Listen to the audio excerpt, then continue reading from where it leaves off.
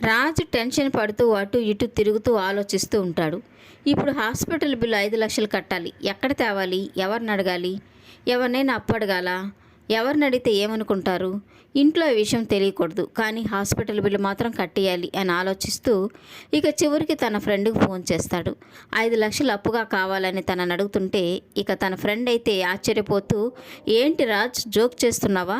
5 లక్షలు నీకు చిన్న అమౌంటే కావచ్చు, కానీ నాకు చాలా పెద్ద అమౌంట్. అయినా దుగ్గిరాలింటి వారసుటివి, అంత పెద్ద కంపెనీకి ఎండీవి, నీకు డబ్బులతో పనేంటి? మీ ఇంట్లోనే కోట్లు కోట్లు మూలుగుతుంటాయి కదా. అయినా నేను మొన్నే ప్లాటిక్ కట్టేశాను అని చెప్తూ ఉంటాడు. ఇక అంతలో అక్కడికి వచ్చిన కావ్యతో నా ఫ్రెండ్ డబ్బులు లేవని చెప్పాడు అని చెప్తూ ఉంటాడు. ఇక కావ్య అయితే మీరింత చిన్న అమౌంట్ అడిగితే ఎవ్వరూ నమ్మరండి అని అంటూ ఉంటే ఇక రాజ్ అయితే ఇప్పుడు నాకేం చేయాలో అర్థం కావడం లేదు కళావతి.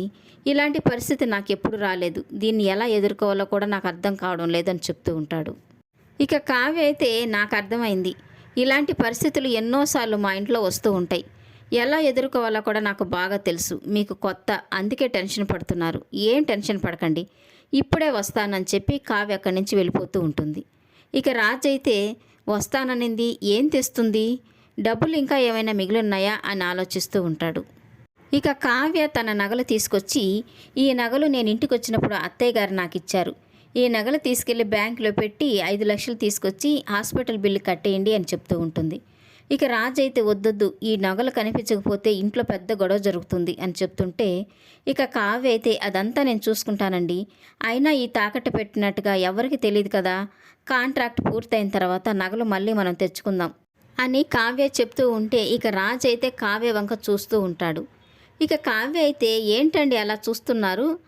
నాకు అర్థమైందిలే. అరేరే, ఇంత మంచి భార్యని అర్థం చేసుకోకుండా అపార్థం చేసుకొని దూరం పెట్టానే, అనవసరంగా బెడ్రూమ్ ఉంచుకొని కూడా బూత్ బంగ్లాకి తీసుకెళ్ళానే అనే పశ్చాత్తాపంతో నన్ను హక్ చేసుకోవాలనుకుంటున్నారు కదా అని అంటుంటే ఇక రాజైతే దొంగ మొహంది, నా మనసులో మాట పసిగట్టేసింది అని మనసులో అనుకుంటూ, ఇప్పుడు ఆ మాట అంటే అవసరం కోసం ఆలిని ఆలింగనం చేసుకుంది అంటారు, అంత లేదు, నేను థ్యాంక్స్ చెప్పాలనుకున్నాను అంతే అని చెప్తూ ఉంటాడు. ఇక కావ్య అయితే నవ్వుకుంటూ ఉంటుంది.